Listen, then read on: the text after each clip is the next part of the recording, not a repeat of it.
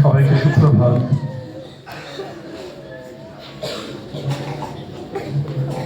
কত ভারাক্রান্ত আজকের এই মন।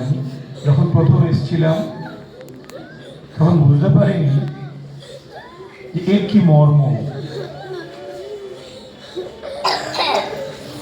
আজ বিদায়ের ক্ষণে আমরা প্রত্যেকেই ভারাক্রান্ত। আমি এখানে শিক্ষার্থী হিসেবে শিখতে এসেছিলাম। প্রতিটা ক্যাম্প আমাকে অনেক কিছু শেখায়।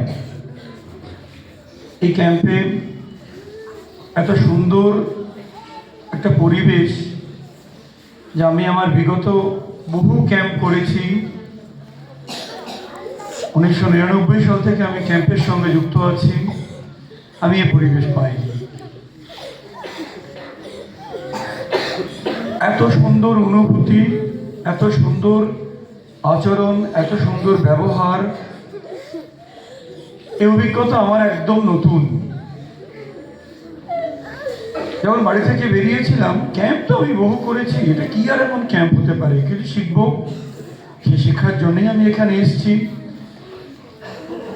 আস্তে আস্তে সকলের সঙ্গে পরিচয় হলো, একটা মায়া, একটা আন্তরিকতা, এটা আমি অনেক অনেক ক্যাম্পে পাইনি। ক্যাম্পে তো আসি যাই, ভালো লাগে। যখন ভুল ত্রুটি করেছি, কেউ অবলীলাক্রমে ক্ষমা করে দেওয়া না। আমি পানিশমেন্ট পেয়েছি কিন্তু অনেক ক্যাম্পে, দুষ্ট ছিলাম তো। এখন শিক্ষকতা জীবনে এসে সেই জিনিসগুলো মাঝে মাঝে মনে পড়ে।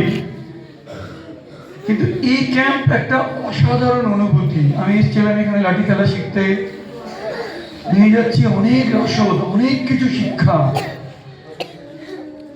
প্রতিটা দিন একটা দিবস, একটা বিশেষ বিশেষ দিনের তার মাহাত্ম্য, তার গুরুত্ব, এটা আমার কাছে ভীষণ ভালো লেগেছে।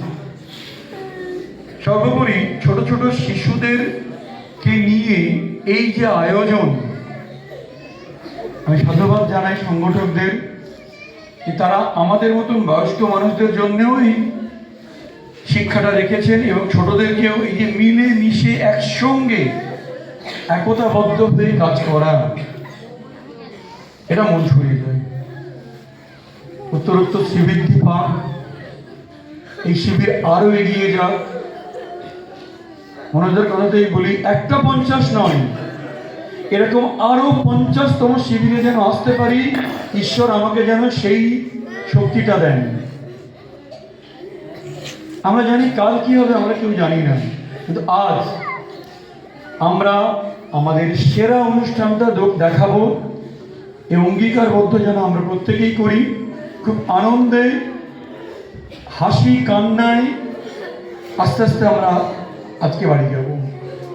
তোমাদের কাছে এই আমাদের কামনা যে তোমরাও শিখতে এসছো, আমিও শিখতে এসেছি। তোমরা যেমন শিখে যাচ্ছ, আমিও কিছু এই শিবির থেকে শিক্ষার জিনিস নিয়ে বাড়ি যাচ্ছি। ঈশ্বরের কাছে আশীর্বাদ করি, ঈশ্বরের কাছে কামনা করি এই শিবির উত্তরোত্তর আরো এগিয়ে যাক। সবাইকে আমার প্রণাম নিবেদন।